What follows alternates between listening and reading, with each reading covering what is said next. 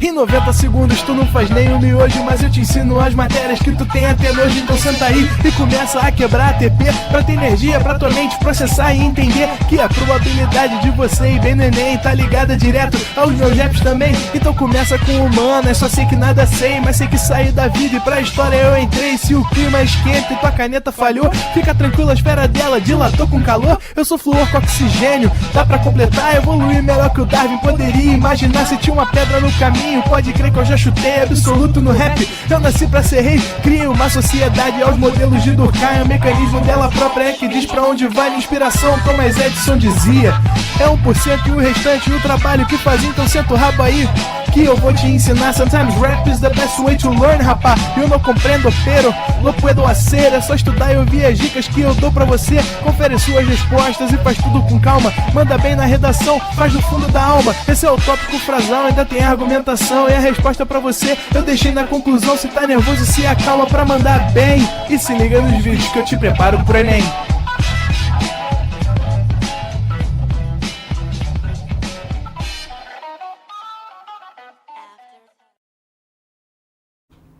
Estamos ao vivo, estamos online, Dieguinho.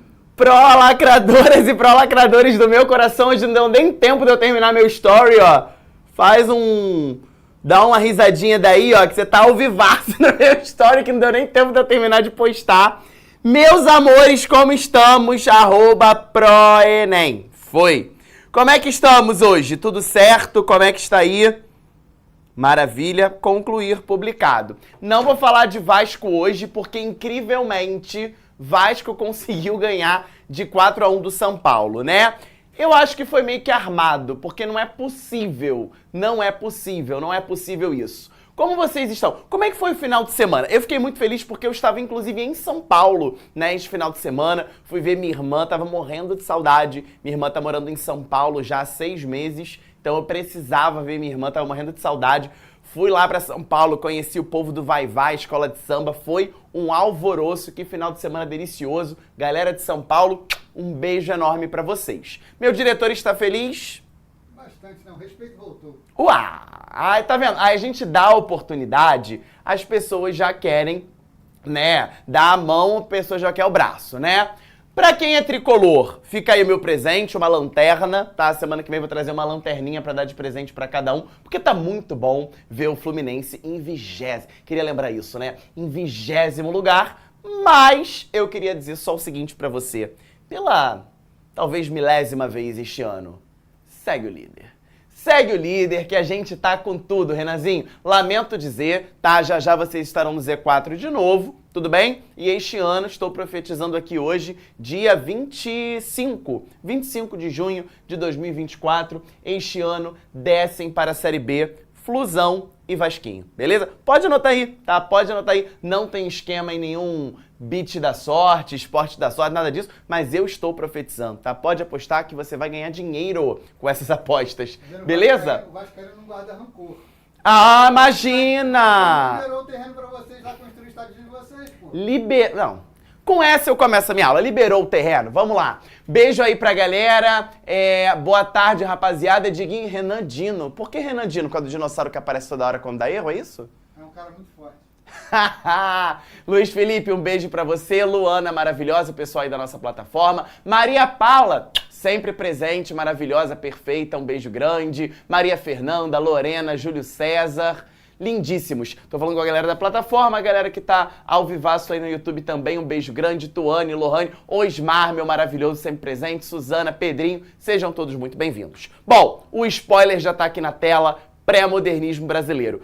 Quem é meu aluno, quem já acompanha o Pro há um tempo, sabe que quando a gente chega no pré-modernismo é porque o negócio tá ficando doido, né? A gente já tá vendo ali, ó, uma luz no final do túnel e nessa luz do final do túnel está escrito Exame Nacional do Ensino Médio. Isso não é para gerar em você nenhum desespero, é só para te lembrar que você está muito perto de conquistar o seu sonho. É muito ruim, né? Porque a galera fica fazendo aí uma contagem regressiva e parece que o Enem é uma parada ruim que vai acontecer. Gente, vamos perder esse medo da prova. Pelo contrário, você está estudando, você está batalhando, né? Você está se desdobrando em 3 milhões de pessoas para conseguir fazer essa prova, né? Com bastante orgulho, com bastante calma e ser orgulhoso do processo. E quando a gente entra exatamente no pré-modernismo, é sinal que está chegando.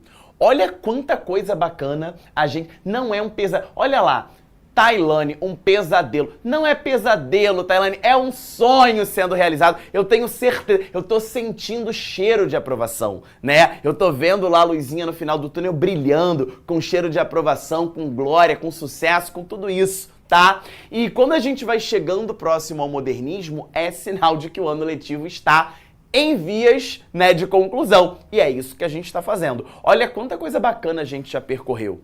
Se você para e pensa, pô, como é que era você lá quando a gente começou a ver o quinhentismo e você tá orgulhoso hoje do processo, poxa, eu fico muito feliz, eu fico muito honrado, né? A gente está no movimento prévio, exatamente a escola mais importante para o Enem, que é o modernismo.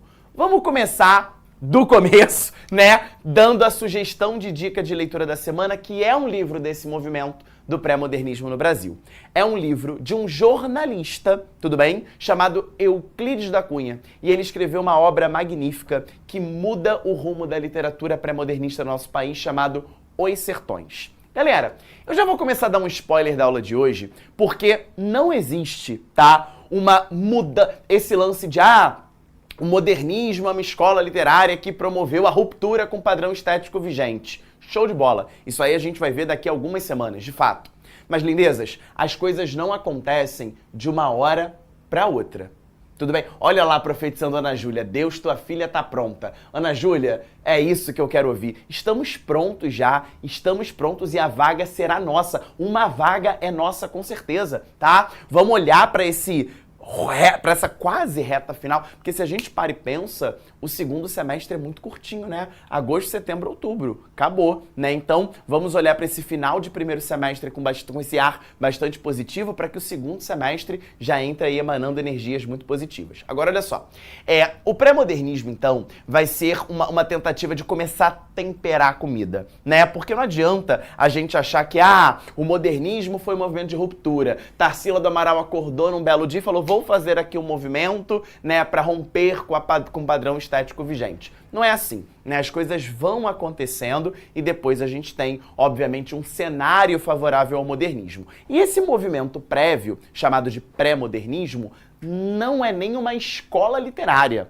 para você ter a dimensão do processo. Não é uma escola literária. A escola literária é o modernismo. Agora, existe um movimento de transição, tudo bem? Existe um movimento ali no iniciozinho do século XX em que 5 autores, Euclides da Cunha é um deles, já já você vai conhecer os outros 4, começaram a trazer à tona um Brasil real. Começaram a trazer para a literatura uma denúncia social do retrato da brasilidade. Os problemas do Brasil começaram a aparecer na literatura. Porque até então, galera, literatura brasileira era meramente uma cópia ou uma tentativa de adaptação do que acontecia na Europa ao contexto nacional. Faltava um quê de brasilidade. Claro que o Machado de Assis, que a gente viu há pouco tempo, ele era quase que um ponto fora da curva. Apesar de que havia também o realismo, sobretudo em Portugal, né? Havia o realismo, sobretudo na França, muito evidente. Mas faltava um quê de brasilidade. Faltava aquele ingrediente para a gente ver, de fato, os problemas sociais brasileiros observados na literatura. E o pré-modernismo é o preparo desse terreno. Então a dica de leitura que eu te dou para esta semana é o livro do jornalista Euclides da Cunha chamado Os Sertões, que vai retratar a Guerra de Canudos. Olha quão verossímil isso é a nossa realidade do início do século XX. A Guerra de Canudos, com a figura de Antônio Conselheiro no interior da Bahia, é retratada, documentada, com bastante verossimilhança nessa obra chamada Os Sertões. Obra essa grande, dividida em 3 partes. A primeira parte, chamada A Terra, fala exatamente da composição do Nordeste brasileiro, sobretudo vinculado à questão da seca, mostrando que a seca vai muito mais do que apenas um aspecto geográfico, mas ela perpassa também por negligências políticas. Num segundo momento, fala-se nessa obra sobre a categoria do homem. O homem traçando basicamente o perfil do sertanejo. Então vejam que eu começo de fato a trazer um Brasil real, uma denúncia dos reais problemas brasileiros.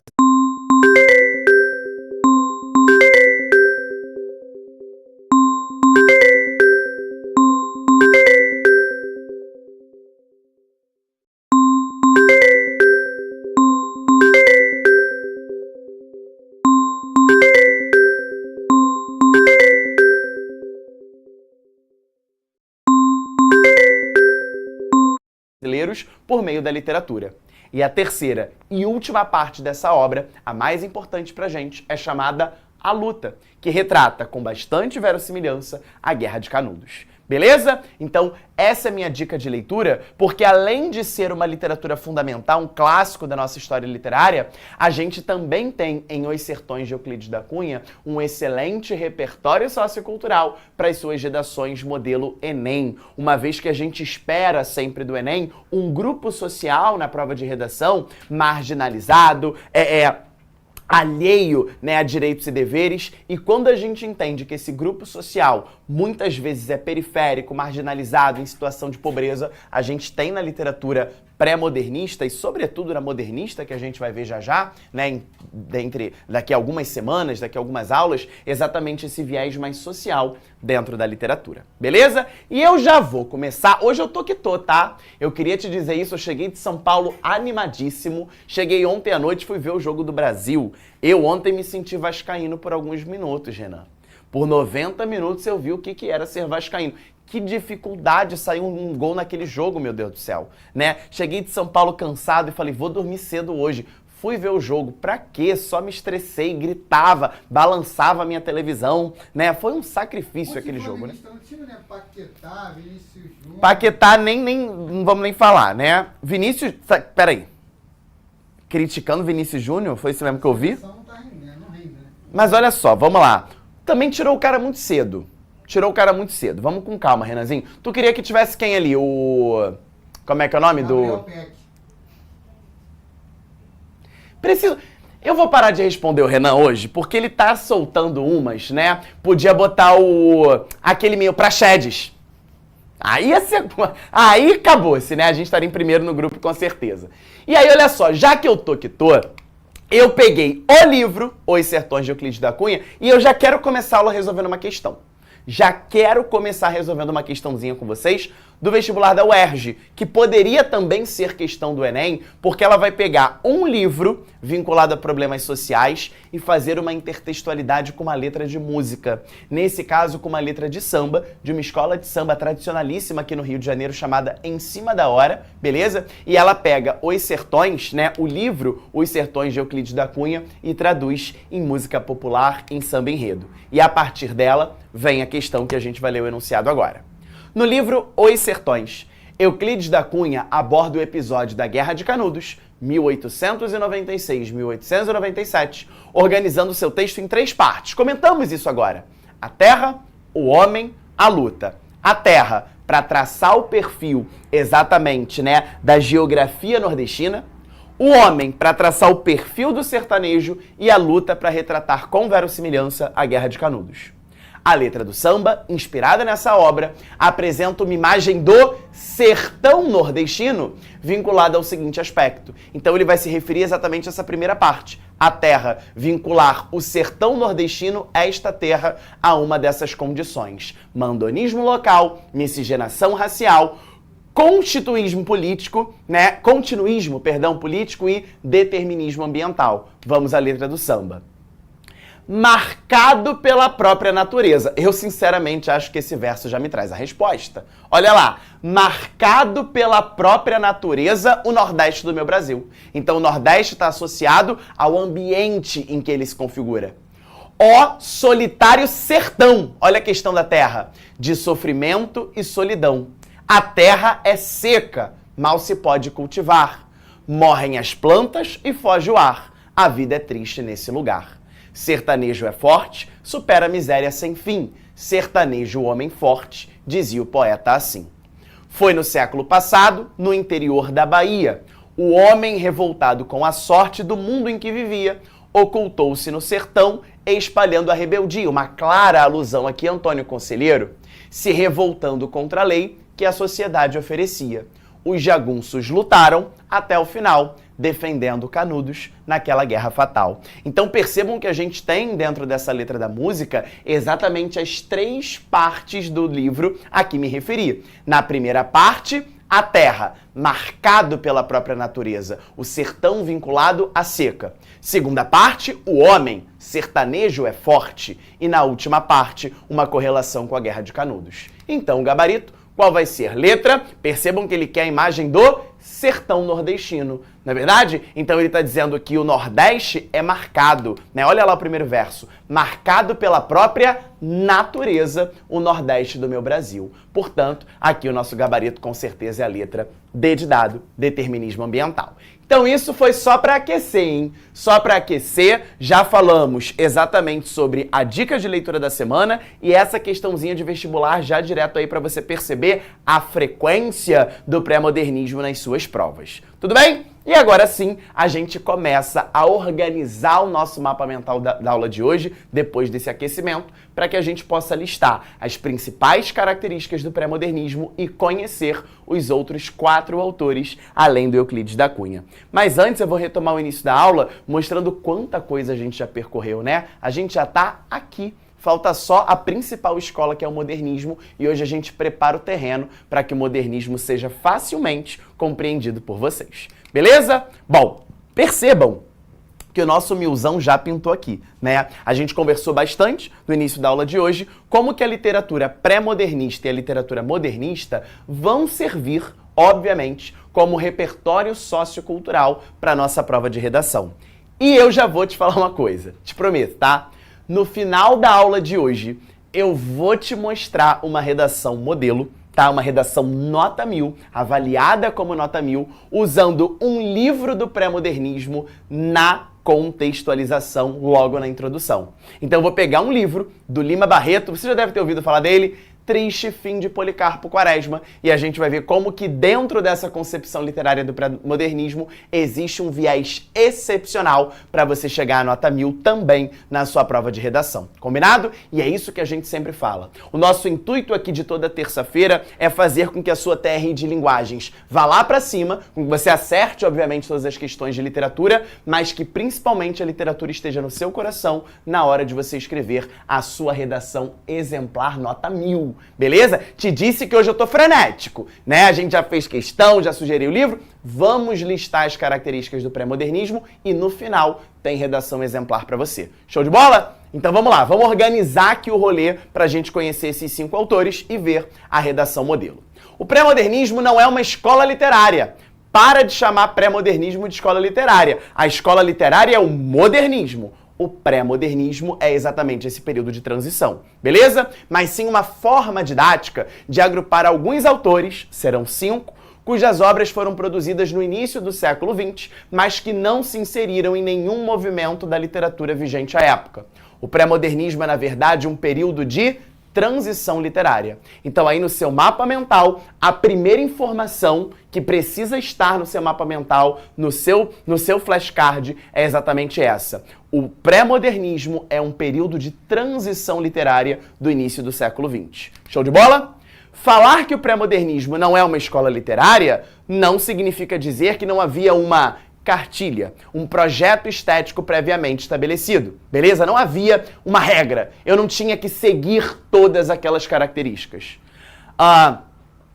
Porém, isso não anula a chance de que as obras pré-modernistas possam dialogar entre si, apresentando pontos de interseção. O que eu quero dizer nesse slide? Não havia...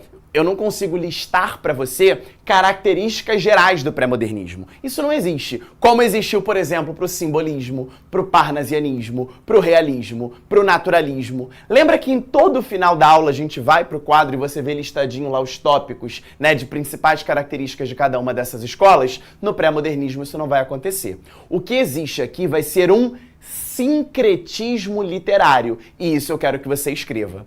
O que é um sincretismo literário? Uma mescla, uma mistura das tendências literárias do século XIX.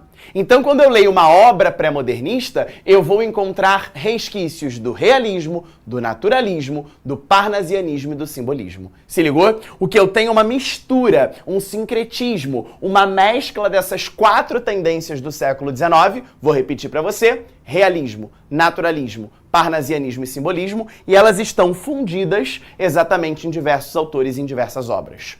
Como um pilar compartilhado pelos pré-modernistas, pôde-se identificar o desejo de trazer à tona um Brasil real. Esse é o ponto de interseção.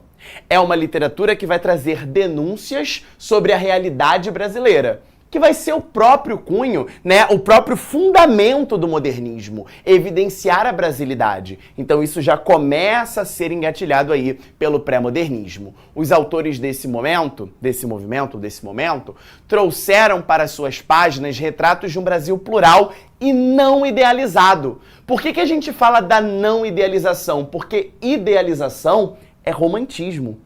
Lembra lá de Gonçalves Dias? Minha terra tem palmeiras onde canto o sabiá. Isso é um nacionalismo. Uau! Shopping Center no CD!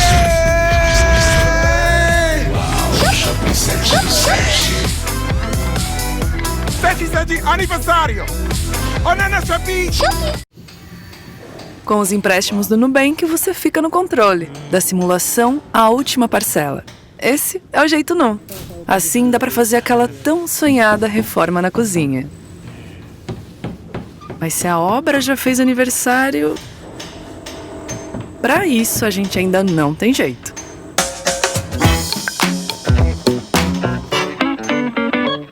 De empréstimos a investimentos. Nubank. N possibilidades. Sertanejos. Vejam como que a gente está se aproximando da realidade brasileira. Eu não tenho mais o indígena sendo um herói.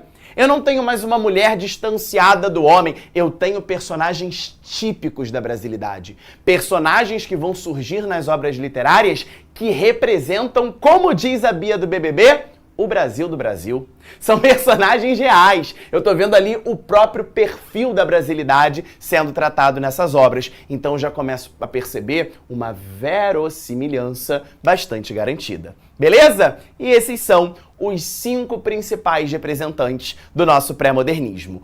Na poesia, Augusto dos Anjos. E na prosa, Lima Barreto, Graça Aranha, Monteiro Lobato e o já comentado Euclides da Cunha. Então agora a gente vai conhecer características e obras desses escritores e principalmente entender como eles aparecem na prova de linguagens e, por que não, como que eles podem ser usados na sua prova de redação como repertório sociocultural.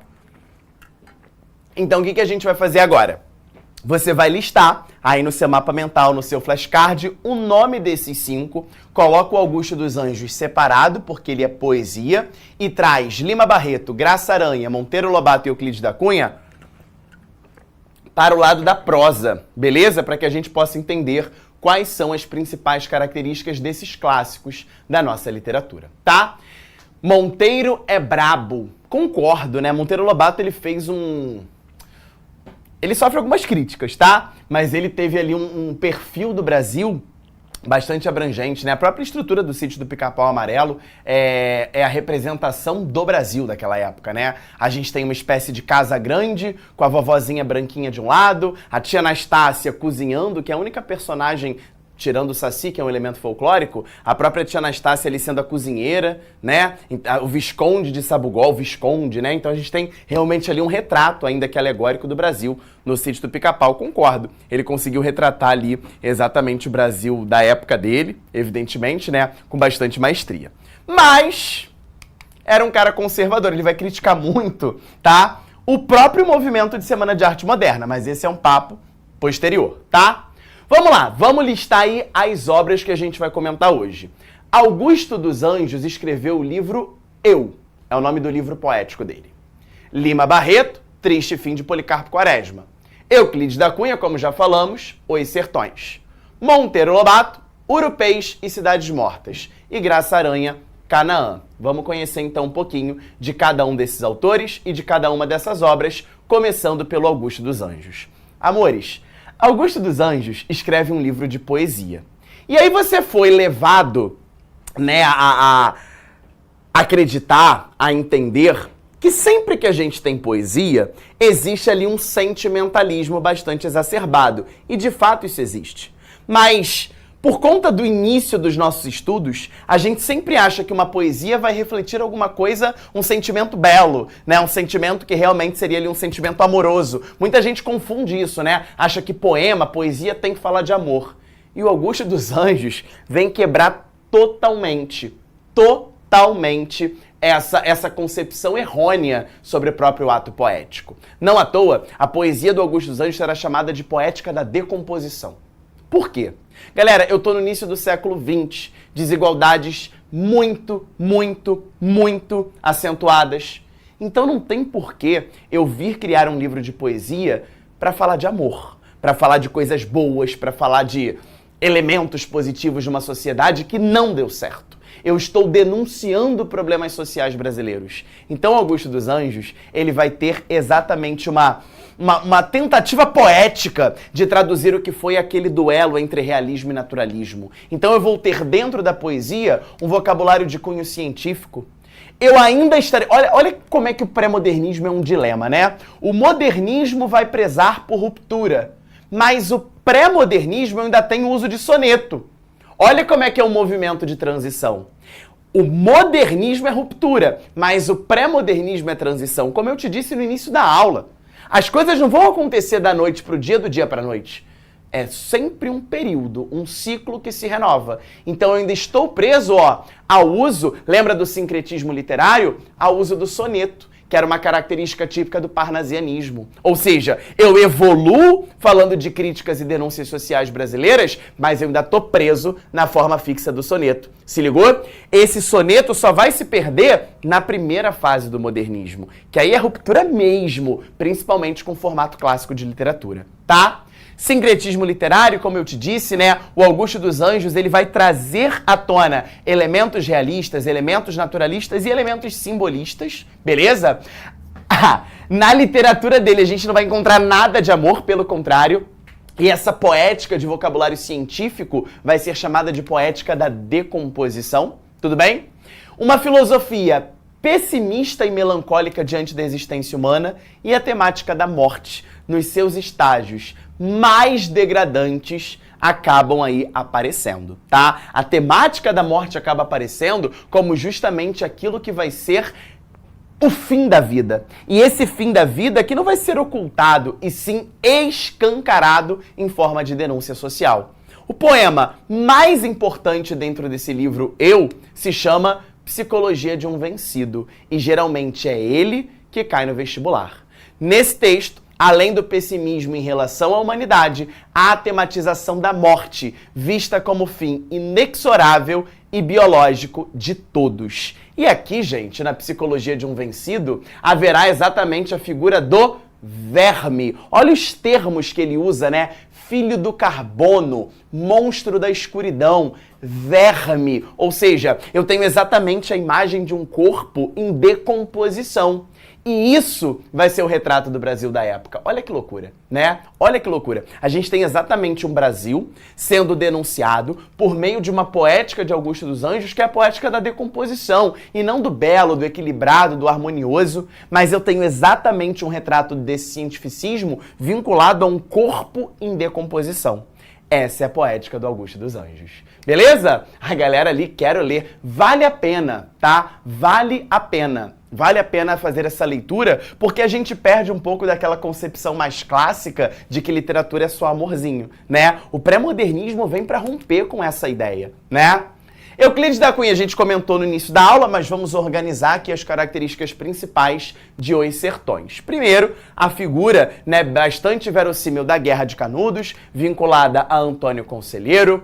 Uma mescla de experiência vivida, porque vamos lá, gente, lembra que eu te disse que Euclides da Cunha era um jornalista? O cara era jornalista, ele nunca pensou ser escritor de literatura.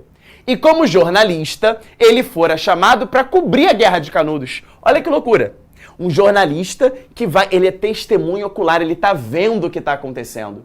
E depois de tamanha frustração com o ocorrido, ele vai e escreve o livro Os Sertões, que é um livro documental. Não à toa ele faz aquela divisão das 3 partes, né? A terra, o homem e a luta. Como que é a geografia do sertão, como que é o perfil do sertanejo e o que ele viu na Guerra de Canudos, né? Então a gente tem ali um hibridismo, né, entre justamente a linguagem literária e a linguagem jornalística. E essa linguagem literária vai trazer bastante sensibilidade à própria figura do sertanejo, que é o que mais vai sofrer diante dessa Guerra de Canudos. Beleza? Então há um hibridismo, né, entre essa linguagem literária e essa linguagem jornalística.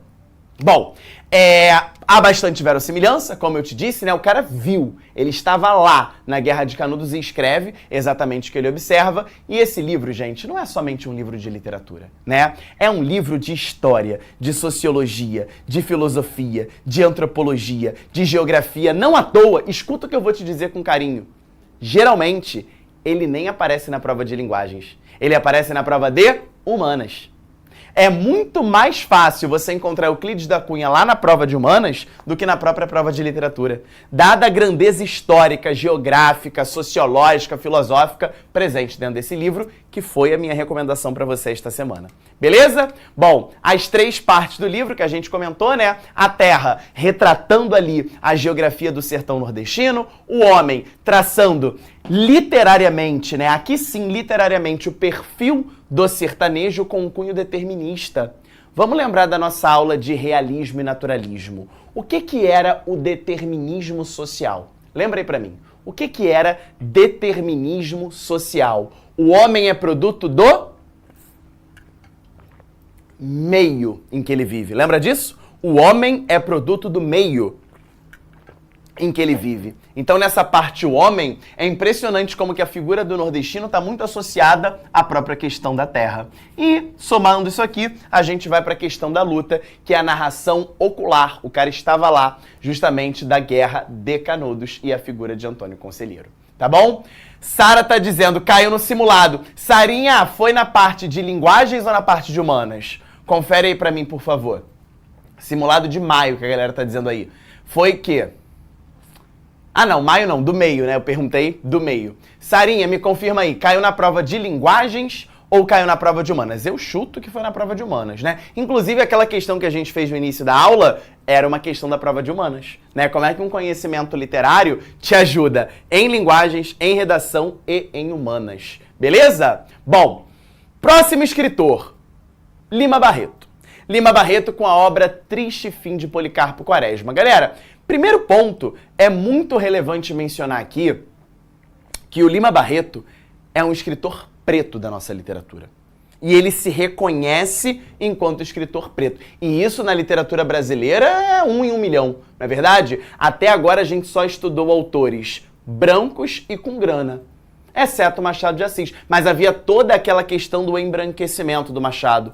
Lima Barreto não. Ele é um cara preto, se enxerga como preto e vai denunciar o racismo presente na sociedade, o preconceito racial, o preconceito entre classes nas suas obras. E o clássico, né, do Lima Barreto é, sem sombra de dúvida, Triste Fim de Policarpo Quaresma, que é figurinha carimbada. Sarinha confirmou ali pra mim, foi na parte de humanas, como eu esperava. Geralmente, os livros do pré-modernismo, o conhecimento literário que você tem, ele acaba te ajudando lá na prova de humanas, certo? Bom, o Triste Fim de Policarpo Quaresma, galera, é um clássico do vestibular, tá? Ele é cobrado como leitura obrigatória em algumas universidades. Aqui na UERJ, né, no Rio de Janeiro, já foi cobrado em um de seus vestibulares como leitura obrigatória. Há 3 anos, ele foi a leitura obrigatória do vestibular da UERJ e, evidentemente, de vez em quando ele aparece lá no Enem também.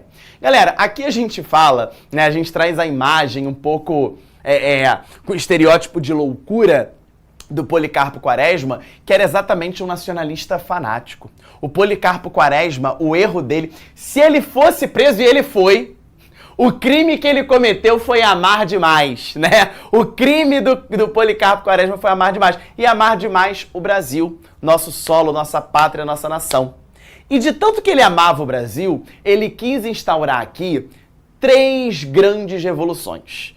Todas essas revoluções sem nenhum fundamento real, né? Tudo, claro, Até me desculpe, Policarpo. Havia sim um fundamento, não vou passar um paninho pra ele. Havia um fundamento, mas a lutar sozinho contra o sistema é lutar em vão. Não é verdade? Pensa nisso, lutar sozinho é uma luta em vão. Ele tinha 3 menções ali a reformas. A primeira reforma era linguística. Ele pensava o seguinte: caraca, o nosso país é o Brasil e a nossa língua é a língua portuguesa. Olha que babado.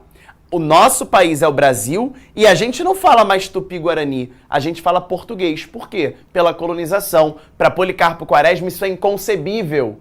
É inconcebível aceitarmos a extinção do tupi-guarani e a prevalência da língua portuguesa na sociedade. O que ele vai fazer? Vai mandar uma carta para um congresso à época, né? A gente está falando aqui da República, né? Mas ele vai mandar uma carta justamente para que o Tupi-Guarani voltasse a ser reconhecido como língua oficial do Brasil. A gente percebe então que é um desejo lunático, é um desejo que não vai acontecer. A segunda reforma que ele quer implementar é a reforma agrária. Olha como é que ele já é um visionário desde essa época, né? Ele vai dizer que a terra brasileira é a terra mais fértil do mundo, mas para que a gente possa comemorar essa terra mais fértil do mundo, deveria haver justiça social. Sozinho, ele não vai conseguir implementar a reforma agrária. E a terceira, e a que vai condená-lo exatamente à prisão perpétua e posteriormente o seu triste fim, a sua morte, é exatamente a reforma política. Ai, ai, Policarpo, reforma política tu vai mexer com gente grande. Olha como é que esse livro é atual. Olha como esse livro, embora do início do século XX, ele traz diálogos com a contemporaneidade. Policarpo vai começar a mexer numa estrutura corrupta do nosso país. Ele vai incomodar gente grande. Incomodando gente grande, ele é condenado à prisão perpétua.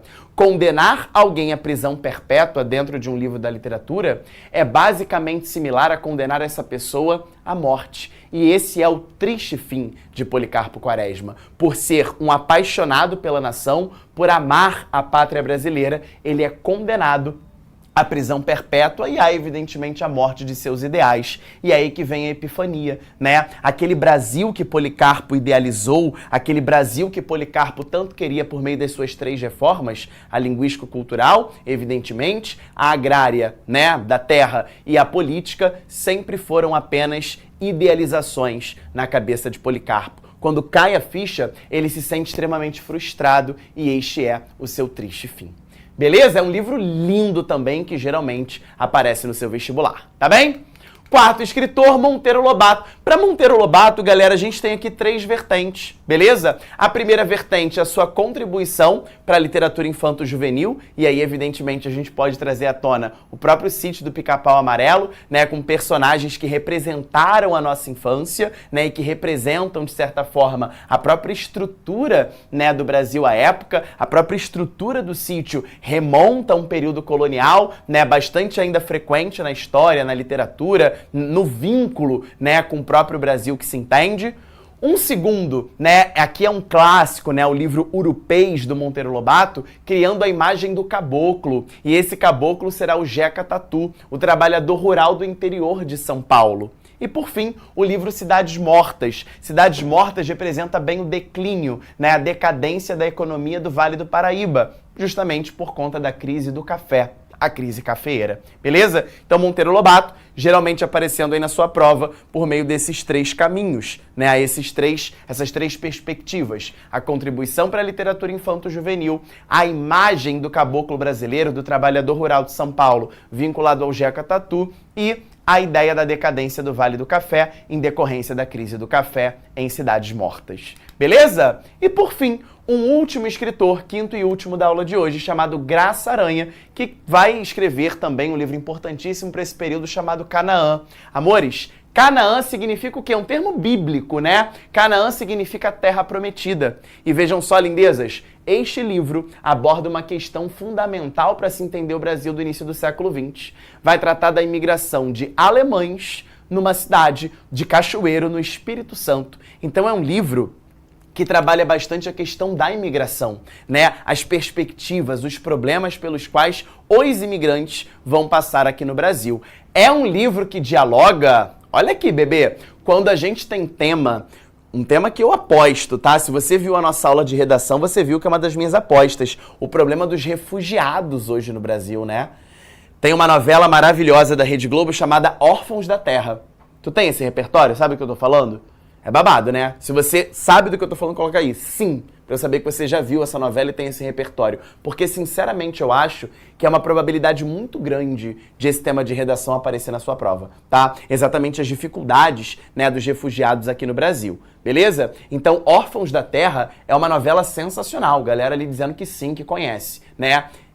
Maravilhosa essa novela, que fala muito, né, sobre a luta dos refugiados. Mas por que não também usar Canaã em um de seus repertórios, né, mostrando aí os problemas dos próprios imigrantes, né, quando chegam ao Brasil. Se bem que imigrante e refugiado, obviamente, não são sinônimos, mas a gente pode fazer aí uma alusão à própria questão dos refugiados sem nenhum problema. Tá legal? Bom, feito isso, antes de te mostrar a redação modelo, bora ver como é que ficou nosso mapa mental? Meu diretor, joga aí no quadro pra mim, por favor. Vou sair daqui pra você tirar o seu print. Tira o seu printzão aí lindo. Beleza? E vamos aqui fazer os devidos comentários. Olha como é que ficou meu mapa mental e eu quero que você me mande o seu, hein? Eu quero que você me mande o seu mapa mental da aula de hoje. Coloquei lá em cima pré-modernismo, período de transição, não é escola literária, tá? Início do século XX, havia um sincretismo literário. O que é sincretismo literário, Dieguinho? Lembra disso? A mescla, a mistura dos 4 movimentos literários do século XIX. Realismo, naturalismo, parnasianismo e simbolismo. Por isso a gente não tem uma cartilha pré-estabelecida, pré-definida de quais seriam as características desse movimento, né, desse período da nossa literatura. Mas o que havia de ponto em comum, o que havia de interseção, era um Brasil real por meio da literatura. A denúncia dos reais problemas brasileiros por meio da literatura. E aqui estão os 5 autores comentados. Augusto dos Anjos com seu livro Eu. Vale ressaltar aí a sua poética da decomposição, os seus termos vinculados ao vocabulário científico. Euclides da Cunha com seu clássico Os Sertões, que é a dica de leitura da semana, representando a Guerra de Canudos em 3 vertentes: a terra, o homem e a luta, traçando um perfil típico brasileiro, que é o perfil do sertanejo. Lima Barreto com o clássico Triste Fim de Policarpo Quaresma, o retrato do subúrbio, o retrato do preconceito, da desigualdade, da luta racial e, sobretudo, o nacionalismo fanático de Policarpo Quaresma na sua tentativa das 3 revoluções: a linguística, a agrária e a política. Monteiro Lobato com Urupês, criando a imagem do Jeca Tatu, e Cidades Mortas com a crise cafeeira. Evidentemente, você pode inserir aí no seu mapa mental também o Sítio do Pica-Pau Amarelo, que obviamente forma aí uma contribuição para a literatura infanto-juvenil no Brasil. E Graça Aranha com Canaã, trazendo justamente questionamentos sobre os imigrantes alemães no Espírito Santo. Beleza? Então tá aí o seu mapa mental, dá um printzão aí, depois você me manda lá, @prof.diegodias o seu, e caso haja, evidentemente, alguma dúvida, alguma questão para resolver, me manda, que a gente troca essa ideia lá no Insta também. Beleza? Vamos finalizar com a redação? É rápido. Olha lá. Enem de 2022. Alguém fez esse Enem? Alguém fez esse Enem? Ou como treineiro, ou já de fato tentando uma vaga no vestibular? Vocês fizeram essa prova? Olha o tema: os desafios para a valorização das comunidades e povos tradicionais no Brasil. Se você não assistiu a nosso aulão de redação, já tem quase um mês esse aulão, hein? Vale a pena você buscar lá no nosso canal do YouTube, porque foi babado. David, Felipe e eu te demos várias dicas para você buscar nota 1000. E eu analisei com vocês uma redação nota 1000 deste ano, de 2022. Né? O tema tá lá: os desafios para a valorização das comunidades e povos tradicionais no Brasil. Vamos ver então, evidentemente aqui, como é que eu fiz nessa... como é que eu analisei essa redação modelo, tá? Mais uma nota 1000 aí. Isso aqui foi a introdução dessa redação, usando, olha lá, Triste Fim de Policarpo Quaresma. Bora ver como é que ficou? Lembra que a introdução está dividida em 3 etapas? Eu tenho a contextualização por repertório sociocultural, certo? A evidência da realidade brasileira odierna e, por fim, a tese por antecipação argumentativa. Olha como é que ficou bacana essa introdução. Na obra literária Triste Fim de Policarpo Quaresma, do autor brasileiro Lima Barreto, a figura do protagonista, Policarpo, é construída a partir de um ideal ultranacionalista baseado na valorização das questões do próprio país. Essa foi a contextualização. bora vincular esse livro à realidade nacional e ao tema. Analogamente, fora da ficção, a sociedade brasileira não se comporta como Policarpo, visto que esta não se preocupa em valorizar a memória dos povos tradicionais brasileiros, embora sejam tão importantes para a identidade nacional. Lembra que a ideia de Policarpo era trazer de volta o Tupi-Guarani como língua oficial do Brasil. Beleza? Nesse inteirinho, ou seja, nesse sentido, entende-se a negligência estatal e a não eficiência da legislação como causas desse desafio. E aí você já entendeu o projeto de texto. Argumento 1 vai ser a negligência estatal, a omissão governamental, e o argumento 2, a não eficiência das leis vigentes no Brasil. Beleza? Então D1 foi negligência estatal, D2 a ineficiência da legislação. E aí, gente, o mais legal é que na conclusão, depois de retomar a tese e colocar as propostas de intervenção, a gente vai precisar daquela frase cíclica, não é verdade? Aquela frase de efeito que vai dar justamente aquela sensação de circularidade. Eu preciso resgatar o Policarpo Quaresma lá no final do meu texto, né? E ele vai aparecer. Olha o que vai ter lá. Eu tenho a conclusão, em que eu vou ter a retomada da tese, as propostas de intervenção, e lá no final, na minha última linha da redação, eu vou trazer esse efeito cíclico. Dessa forma, será possível formar uma sociedade ciente das causas sociais do país e, principalmente, manter viva a memória daqueles que, essencialmente, formam a identidade nacional, o que orgulhará Policarpo Quaresma. Tô toda arrepiada aqui, hein? Tô todo arrepiado aqui. Ou seja, eu trouxe o pré-modernismo para minha introdução, vinculei a realidade nacional, lacrei criticando o Estado, criticando a ineficiência das leis, retomei minha tese, apresentei minhas propostas de intervenção e no final o lacre maior veio, exatamente retomando a própria questão do Policarpo, retomando a obra pré-modernista e dando um desfecho para essa redação. Tá bem, meus amores? Então, esse foi o nosso encontro sobre pré-modernismo. Lembrando que qualquer dúvida, qualquer sugestão, você pode me chamar lá no Instagram e a gente segue junto, porque nada é tão nosso quanto os nossos sonhos. Beleza? Um beijão pra você e até semana que vem. Tchau, tchau! Assista nossas aulas a hora que você quiser. Vem com o Pro, o cursinho online que mais aprova no Enem. Assine em proenem.com.br.